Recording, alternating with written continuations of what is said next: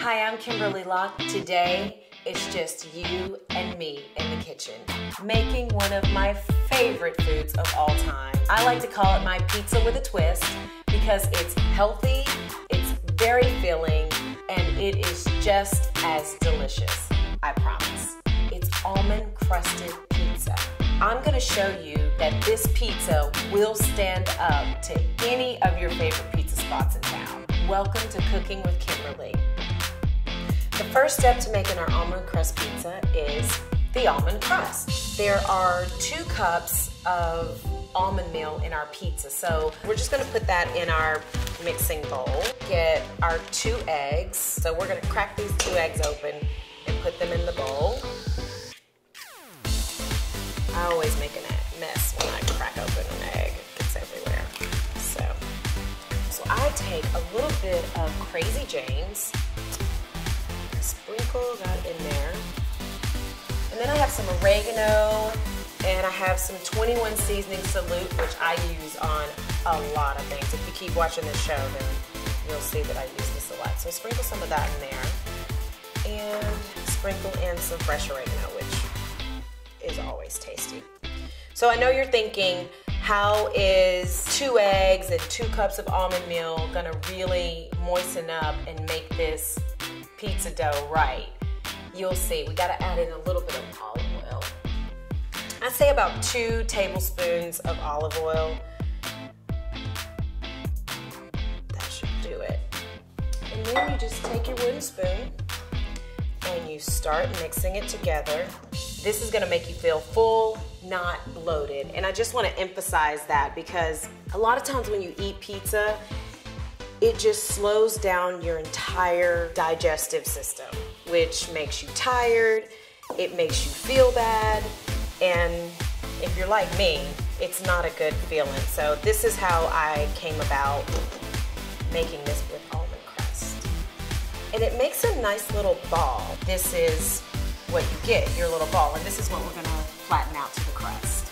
I like to put out a little bit of almond meal on a plate, and as I'm doing this, you'll understand this is just a little extra you can put on the side, and it's for your fingertips because as you're pressing this out, you just want to sprinkle it out just like you would regular pizza dough. You want to keep your fingertips dry because if you don't, it gets really sticky and it gets more difficult to press this out. So we're just gonna mush, mush, mush until it's completely flat or to your liking. And you want to keep putting the almond meal on there. You'll be glad that you put that little extra on the side. I call this showing your food some love. Take a little time. As we say in the South, put your foot in it. We'll put my foot in this pizza. Now that the almond crust is all pressed out to your liking, thick or thin, we're gonna preheat the oven at 350 to 400 degrees, and you're gonna put it in for about 7 to 12 minutes, and keep an eye on it because you don't want it to burn, and it will burn if you leave it in too long. It'll get nice and crispy around the edges, which is the way I like it. Now that we've got our crust in the oven, I like to do a little cleanup during this time and prepping for other ingredients that I might want to put on my pizza. What I have are some of our favorite ingredients. We've got mushrooms, we've got some Greek olives, a little Parmesan cheese, which goes on after the pizza comes out, and marinated and quartered artichokes, which I also get at Trader Joe's, and ground turkey. It's healthy, it's clean, it's lean, and it's great on pizza. I've got some ground cumin here, which is so good. So if you just put down a little bit of that, a little bit goes a long way. So we're gonna let this cook up. And then I like to put butter in my mushrooms. You can't be 100% healthy all the time. So I just like to use a little bit, and the mushrooms cook up very nice. So let's do that in there. Yeah, mushrooms go in here. Get that going. Mushrooms are really filling as well. I mean, we love to eat the portobello mushrooms. You put those on the grill, they're really good. And on pizza, they just add a nice flavor to whatever you have going on, and they're easy. So we have our ground turkey here, which is nice and brown and done. And I like to break it up a little bit so it's not so chunky.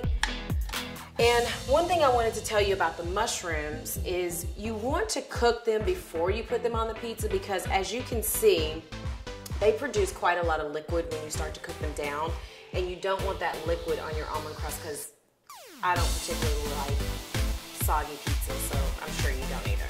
I have the quartered artichoke hearts here, and I just give them a rough chop because they're nice and soft and they're tender, and I happen to like artichokes, so I don't want them diced up too small. So the last thing I want to do is just chop up these nice little Greek olives that I love so much.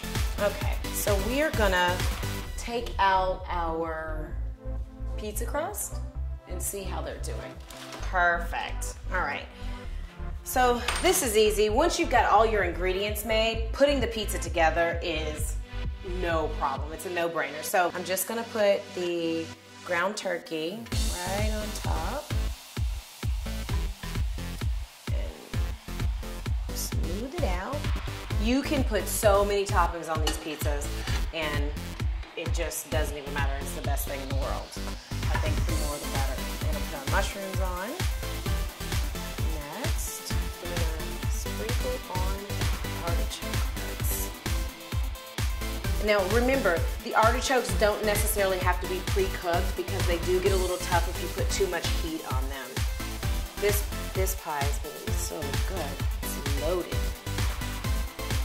Yummy goodness. Again, you can put whatever you like on your pizza.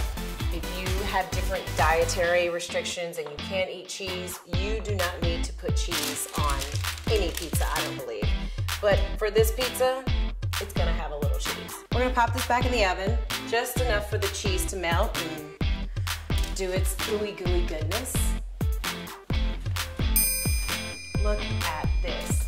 This is a man's pizza. Look at that. Nice and crusty around the edges.